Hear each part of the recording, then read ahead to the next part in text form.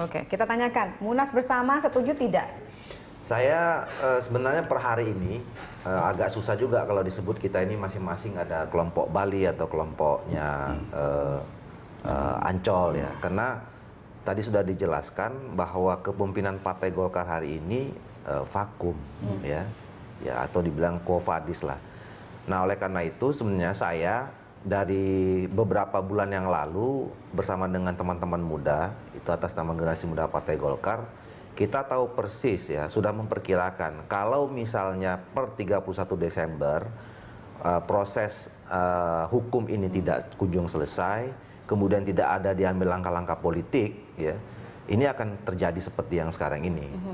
Nah walaupun sejak dari awal saya sudah mengatakan secara pribadi konflik politik itu harus diselesaikan secara politik. Ya, susah kalau kita menyerahkan persoalan ini diselesaikan secara hukum.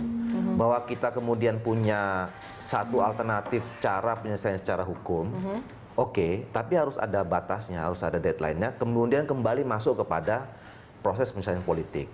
Nah, deadline kan sebenarnya sudah terlewati dengan 31 Desember 2020. Nah, sekarang semua sudah lewat ya. Situasi semakin tidak membaik gitu ya buat Partai Golkar. Bahkan saya kira keberadaan Partai Golkar ini terancam ya.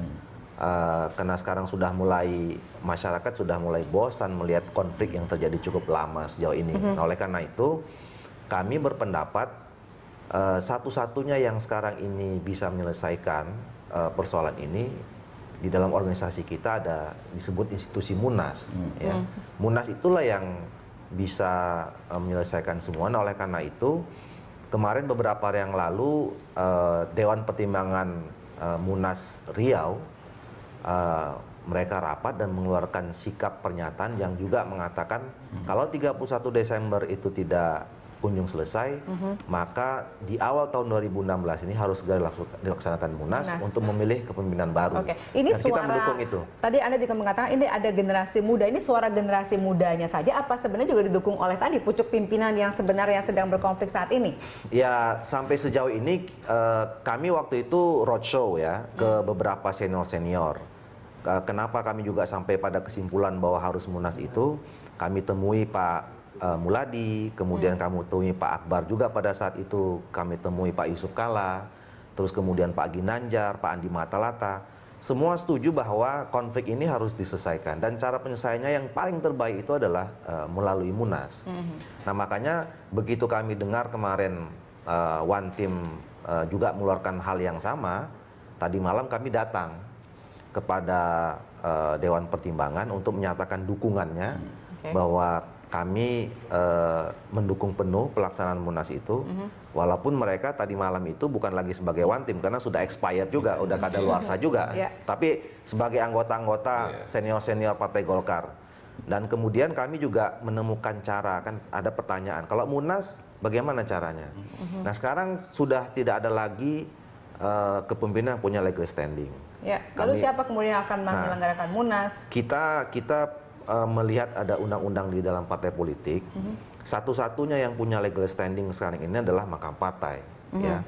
Kenapa? Karena ternyata bahwa Mahkamah Partai yang dimiliki oleh Partai Golkar sekarang ini adalah hasil Munas Riau yang didaftarkan ke Kumhan itu tahun 2012. Dan dalam undang-undang itu dijelaskan bahwa Mahkamah Partai itu berakhir ya masa jabatannya kalau ada Mahkamah Partai yang baru.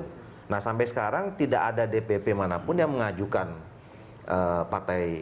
Mahkamah Partai yang baru. Nah otomatis berarti satu-satunya sekarang yang menurut kami ya punya legal standing adalah Mahkamah Partai. Oleh karena itu pada saat putusan Munas Riau. Ya, Mahkamah Partai hasil Munas Riau. Karena Mahkamah Partai Ancol belum pernah ada, Mahkamah Partai Bali juga belum pernah ada disahkan oleh. Oleh karena itu kami mendorong. Besok kami rencana Generasi Muda akan ketemu untuk mendorong itu. Setuju dengan itu?